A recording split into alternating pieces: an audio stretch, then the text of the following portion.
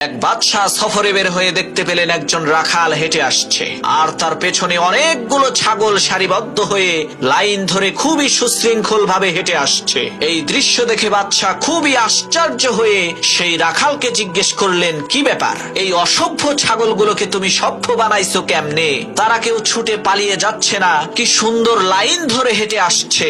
তখন সেই রাখাল বলল, মহামান্বিত বাদশাহ, আমার এই ছাগলগুলোর মধ্য থেকে যে লাইন থেকে বের হয়ে যায় তাকে এমন পিটুনি দেই ভবিষ্যতে সে আর কখনোই লাইন থেকে বের তো হয়ই না, বরং ওই একটা ছাগলকে পিটুনি খেতে দেখে বাকি সবগুলো ছাগল ঠিক হয়ে যায়। রাখালের এই কথা শুনে বাদশা বলল, তোমার এই অসভ্য ছাগলগুলোকে যেইভাবে তুমি সভ্য বানিয়েছো, ঠিক একই ভাবে আমার এই দেশের অসভ্য মানুষগুলোকে তুমি কি সভ্য বানাতে পারবে?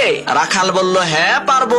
বাদশা বলল, তাহলে আজ থেকে তুমি প্রধান বিচারপতির দায়িত্ব পালন করবা। পরের দিন এক চোরের বিচার হবে। প্রধান বিচারপতির দায়িত্বে থাকা সেই রাখাল হুকুম করলেন, আমি মহান আল্লাহ রাব্বুল আলামিনের পবিত্র কালাম কোরআনের বিধান অনুযায়ী ফয়সালা করছি, তোমরা এই চোরের হাতটা কেটে দাও। রাখালের এই কথা শুনে উজির বললেন, বিচারক মহোদয়, আপনি তো নতুন বিচারকের দায়িত্ব পেয়েছেন, তাই হয়তোবা জানেন না এই চোর কিন্তু আমাদের নিজেদেরই লোক। তখন বিচারপতি রাখাল বললেন, তোমরা এই চোরের হাত কেটে দাও, আর সাথে সাথে এই মন্ত্রীর জিহ্বাও কেটে দাও।